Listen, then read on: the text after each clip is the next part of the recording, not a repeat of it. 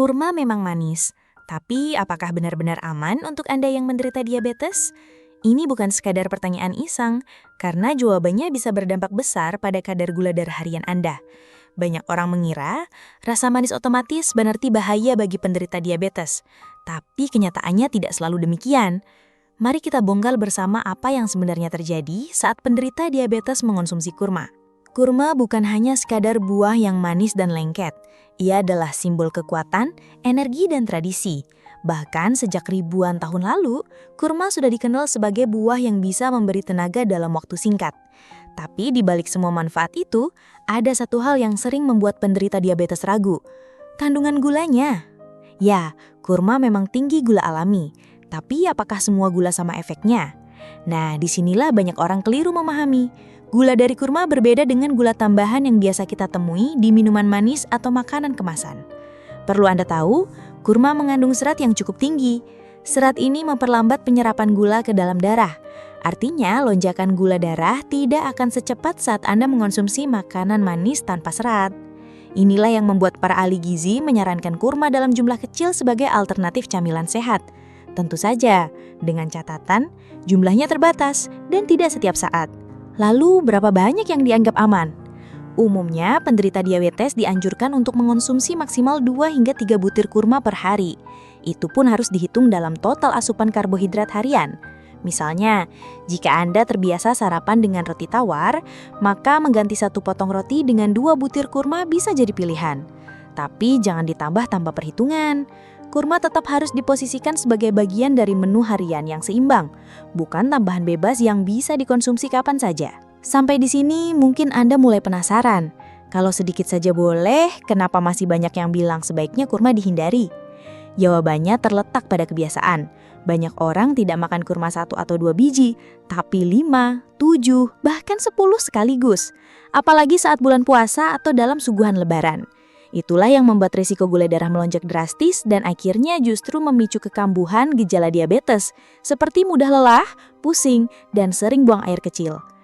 Kurma mengandung indeks glikemik rendah hingga sedang tergantung pada jenisnya. Ini artinya efeknya terhadap kenaikan gula darah tidak seburuk roti putih atau nasi putih, apalagi minuman manis. Tapi tentu, semakin matang dan manis kurma, maka kadar gulanya pun lebih tinggi.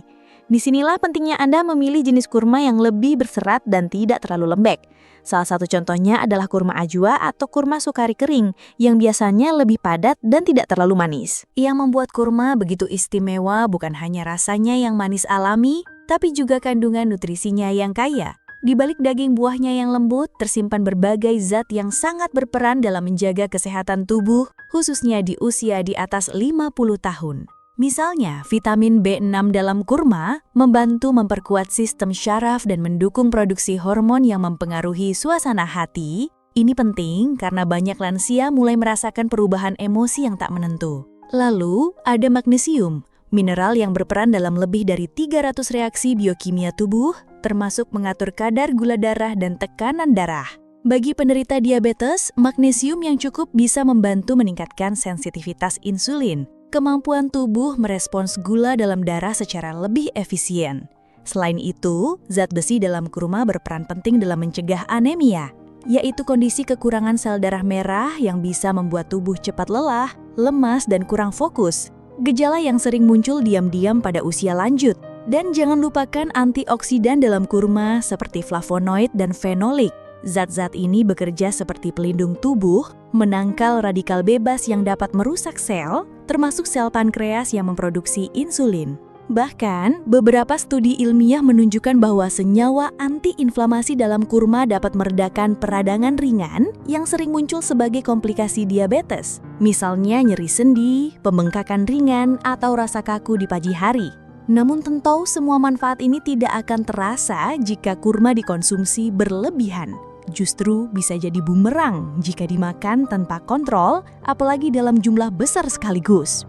Maka dari itu, kuncinya adalah keseimbangan. 1 hingga 3 butir kurma per hari dikonsumsi bersama makanan berserat atau lemak sehat seperti kacang atau yogurt, jauh lebih bermanfaat dibanding menjadikan kurma sebagai camilan utama dalam jumlah besar. Ingat, yang membuat kurma menyehatkan bukan hanya kandungannya, tapi juga cara kita mengonsumsinya dengan sadar. Sekarang, mari bayangkan, Anda sedang duduk sore hari, ingin makan camilan. Pilihannya ada dua, sepotong bolu manis atau 2 butir kurma dengan segelas air putih.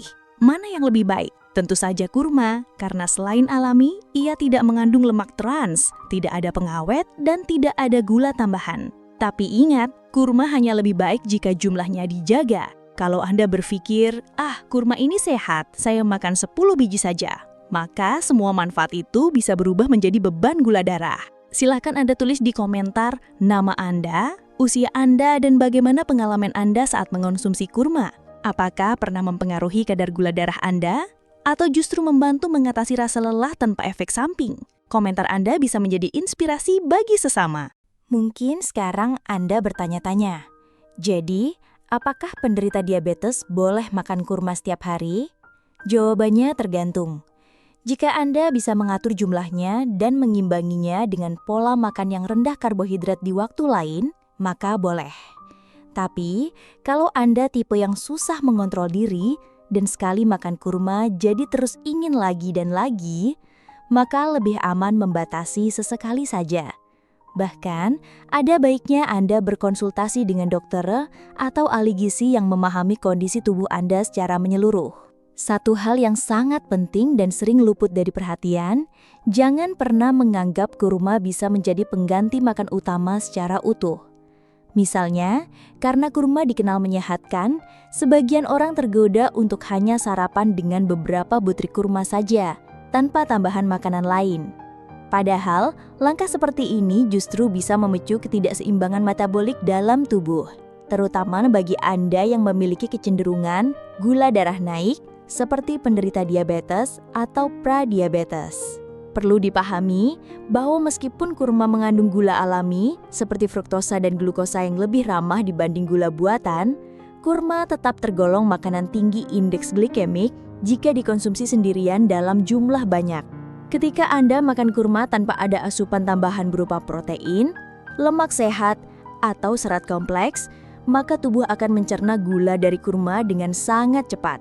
Hasilnya, gula darah bisa melonjak drastis dalam waktu singkat. Dan setelah lonjakan itu, tubuh bisa merespons dengan penurunan tajam yang menyebabkan rasa lemes, lapar kembali, dan beresiko mengganggu keseimbangan hormon insulin Anda. Sebaliknya, jika kurma dikombinasikan dengan makanan pendamping yang mengandung serat larut, lemak sehat, dan protein nabati, maka proses penyerapan gulanya menjadi lebih lambat. Ini memberi tubuh waktu untuk memproses energi secara bertahap, menjaga kestabilan gula darah, dan menghindari lonjakan tiba-tiba. Contoh yang sangat baik adalah memadukan kurma dengan semangkuk kecil oatmeal polos yang tinggi serat larut dan membantu memperlambat laju pencernaan. Bisa juga dinikmati bersama segenggam kecil kacang-kacangan tanpa garam, seperti almond atau kenari, yang mengandung lemak baik dan protein yang bermanfaat untuk kesehatan jantung dan kontrol gula darah. Dengan cara ini, Anda tetap bisa merasakan manfaat alami dari kurma, seperti antioksidan dan mineral pentingnya, namun tanpa mengorbankan kestabilan metabolisme. Ingat, kuncinya bukan hanya apa yang Anda makan, tetapi bagaimana Anda mengombinasikannya. Tubuh manusia, khususnya di usia 50 tahun ke atas, membutuhkan keseimbangan, bukan sekedar makanan sehat yang dikonsumsi secara tunggal. Dan satu kebiasaan yang harus dihindari, menyantap kurma bersama minuman manis seperti teh manis atau susu kental manis. Kombinasi ini seperti mengundang gula darah naik tanpa peringatan. Jika ingin minuman pendamping, pilih air putih atau teh tanpa gula. Tubuh Anda akan jauh lebih tenang menerima kombinasi itu dibanding lonjakan manis yang tiba-tiba. Mungkin sebagian dari Anda bertanya, kalau saya makan kurma lalu merasa lemas atau pusing, itu normal? Perlu dicatat, setiap orang bereaksi berbeda terhadap makanan, terutama penderita diabetes. Ada yang merasa energi meningkat, tapi ada juga yang justru merasakan gejala hiperglikemia. Jika Anda termasuk yang mengalami efek negatif, lebih baik hindari dan cari alternatif lain seperti buah apel hijau atau pir yang lebih rendah gula. Bagi Anda yang tetap ingin menikmati rasa manis kurma tapi takut lonjakan gula, ada satu trik sederhana. Potong kurma kecil-kecil dan taburkan di atas makanan sehat lainnya, seperti bubur gandum polos atau salad. Dengan begitu, Anda tetap dapat rasa manis alami tanpa harus makan terlalu banyak. Ini juga bisa membantu Anda tetap merasa puas tanpa harus menambah jumlah biji kurma. Jika Anda merasa video ini membantu dan memberikan pemahaman baru, silahkan like dan subscribe ke channel ini, agar kami bisa terus menghadirkan informasi bermanfaat dengan gaya yang mudah dicerna, terutama bagi Anda yang ingin hidup sehat di usia matang. Dan satu kalimat penutup yang penting untuk direnungkan, kurma memang berasal dari alam, tapi penggunaannya tetap harus disertai kesadaran. Sehat bukan hanya soal memilih makanan yang baik, tapi juga tentang seberapa bijak kita menakar jumlahnya. Jadi, bukan hanya apa yang Anda makan yang penting, tapi juga berapa banyak, kapan, dan bagaimana Anda memakannya.